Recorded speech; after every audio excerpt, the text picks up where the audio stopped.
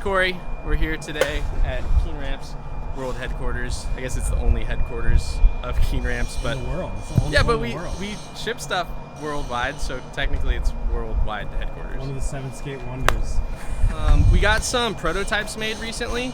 So for those of you who don't know, all of our wooden ramps, our quarter pipes, mini ramps, boxes, our kickers, like all that kind of stuff is technically manufactured here. You know, the wood is from other places around the world, but then we get the wood, our CNC runs it, cuts it, countersinks it, and then we package it all up, put the coping on, put the instructions, all the indicators, package it up, ship it to you. That's what we do here.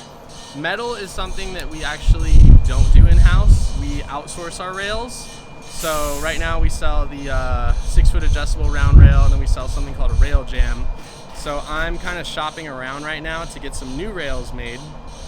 So this factory that I got in touch with sent us a couple samples. So that's why we're here today. We're gonna skate these, talk about them, what we like, what we don't like, if we're ever gonna make them, things of that nature. Okay, so this one is actually, we already make this. We call it the Rail Jam. It's basically a 10-inch high rectangular flat bar. And then it has this jam on, ride on feature, hence the Rail Jam.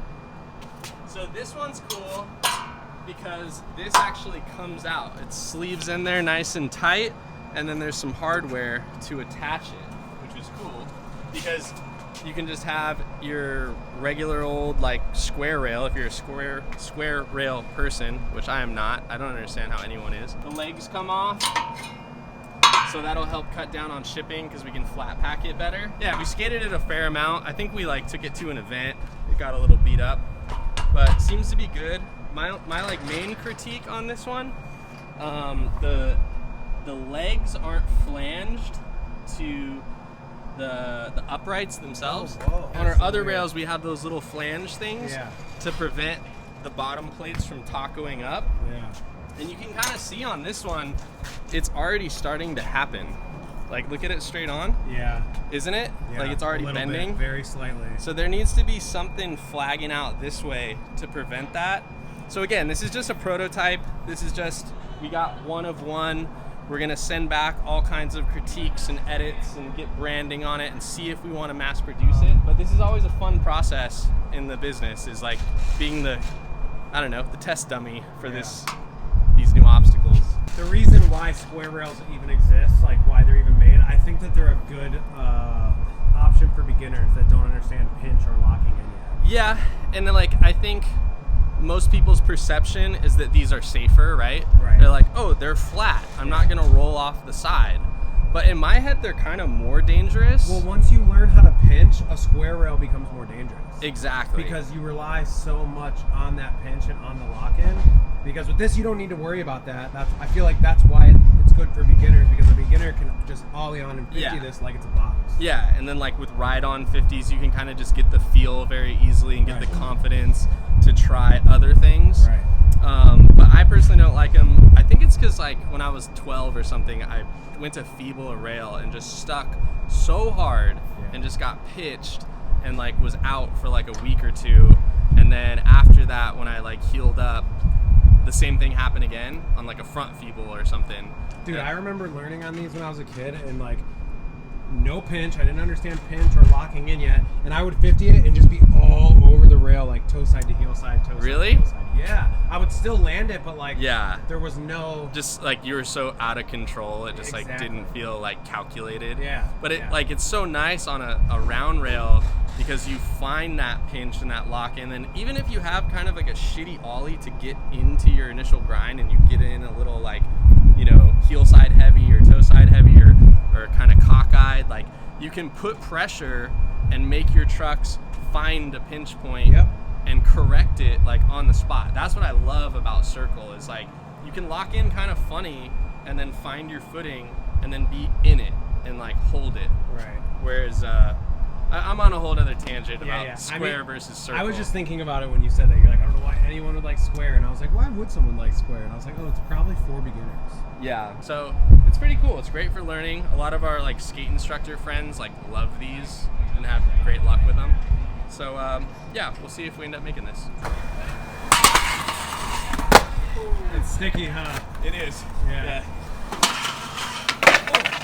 they got like cross-locked. Yeah. That's cool. It is kind of satisfying to like skate something that you can not be warmed up and just like get on a grind and you're like, oh yeah, that was nice. Yeah. Whereas if I ollied into that, I would have just got buckled. Dude, set your feet up differently. I've never done that trick because even when I was young, I thought it was dumb. I mean, it is dumb, but do it. We want to see it.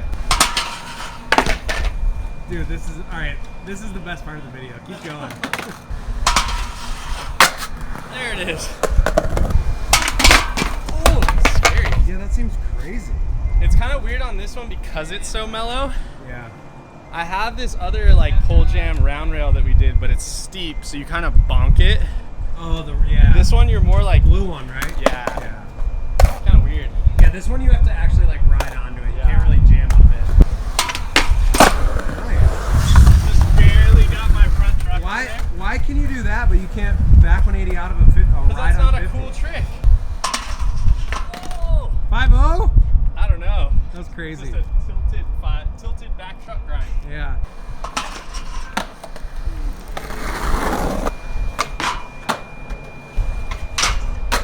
At first glance, what do you think of? Want steel? That's like kind of why I want to make this video, just to like, you know, air out the controversy here. It wasn't my idea. I've made rails like this in the past. Like over the years, I've made flat bars with ride-on pole jams. I've done ones 12 inches high, so like imagine this, but the pole jam keeps going. Yeah. I've done ones that are like 10 inches high with the pole jam. I've not done one this low, which is pretty much Blunt Steel's model, right? Right. Little rails that are barely off the ground that pole jam into the ground. They make even smaller ones than this, though. Yeah, it's like literally just the pipe on the ground. Yeah. So yeah, I mean, that's their bread and butter. Granted, like, they're not a ramp company, they're an obstacle company. I had several rails made. I have 2 or 3 others that I don't want to show in this video because I don't want anyone to bite them. You know, it's some new shit that I'm working on. Basically, the factory that I'm working with, they gave me a list. They were like, what about this style? What about this? What about this? And they kind of presented it to me. They're like, we can make you a rail like this. And I was like, yeah, why not? Just make one, send me one, cool, I'll play around on it. So we had these prototypes made, and then they were shipped here. And I think I just like posted a few tricks of it on my story. It is really fun. I was doing like, you know, ride on like nose grinds and stuff and trying like 180 switch crooks and like blunts and different variations of tricks. From posting it on my personal story, there was like a handful of people that reached out. They were like, hey, that's basically Blunt Steel, you're jocking them. I'm like, that's not my intention, but like I see where you're coming from. And then a good homie of the Blunt Steel guy was like, yo, that's my boy, like he worked really hard to carve out this section of the market, and you know, I think you should like hit him up, maybe you guys can collab. Reached out, he didn't hit me back. The skateboard industry is a small pond that we're swimming in, and I just don't want to be that dude that like bums out somebody else that runs a business like me, and I don't want to get in like any like legal bullshit, which I've been in before with other competitors. I won't say names. Yeah, I had like a long drawn out like 2-year lawsuit over some dumb shit. It's like, we're all just skateboarders making obstacles that have been made for decades. None of this is like our intellectual property. We can't get design patents on this stuff. But nonetheless, like I do want to be respectful of that dude and his network and like the mutual friends that carry over, and I just don't want to like make a bad name for myself. You guys are on the same team, you know? Totally. And I wish that, like, I hope that like we can like become friends and like do videos together and do collaborations together, and like maybe I'll, you know, do a wholesale deal with him and sell Blunt Steel rails on our site. But like I said, I don't want to be that dude that where somebody's like, oh, he's biting them, and like, you know, it's like that whole theory of a chain, right? You break one link in the chain, now you're not connected to all those other ones. But nonetheless, it's a very fun rail, and I'm gonna skate it. So back when I was working for CCS, we made a bunch of videos about these because they sold Blunt Steel on the CCS website. And the thing that I will say about it, because I've skated these a lot, it was a lot during the pandemic, and the thing I will say is that while they are just fun to ride on, but for somebody who's like, you know, not necessarily a beginner, you know, and can like maybe flip. Maybe an intermediator. Sure, yeah, someone who's like working up to their fucking Say it. flip in and flip out. Intermediator. Yeah. Someone who's an intermediator. If you're, you know, you're working up to your flip in game or your flip out game, these are really Limiting. no, they're like a training wheel for Oh. flipping into rails. Oh, that's cool. Or even if you don't like know how to cross pinch, these serve really well to figure out how to like lock heel side or lock cross lock on like a 50. So You think this thing's about 4 inches off the ground? let's see. The rail itself is 2 3/8, and it looks like it's another 1.5 inches. Yeah, about 4. Maybe 4? like 4 1/4. 4 inches is enough. Yeah. Let's see a 5.0. Let me work my way up to it. Dude, it's just a ride on. First try. It was all out there. Yeah, that was a salad. No, a salad is oh, I guess that could be a salad. Yeah. I would call it a pivot. Susky. You're insane. What are you doing? You don't need to turn it that much. Just press Well, I down. want to pinch it Just press down. and just be balanced. Yeah.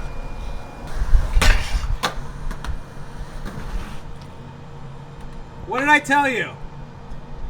It felt crazy though. It looked great.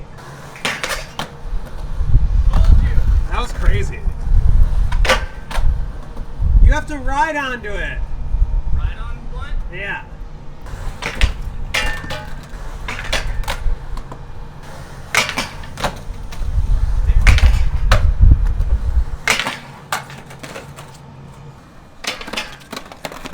It's really hard to come out fakey being like that big off the ground. Yeah. It's honestly like when your eyes become bigger than your stomach for this thing, it's easy to underestimate. Yeah. Because you're like, oh, it's low to the ground, it'll be easy. I can do anything. Yeah. See what I mean? Does that count? Yeah.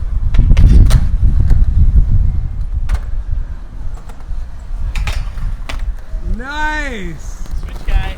I felt like cookie. I was gonna suggest that next, and you just did it first try. Was it ugly though? No, you were pinched the proper way. I want to too. do it again.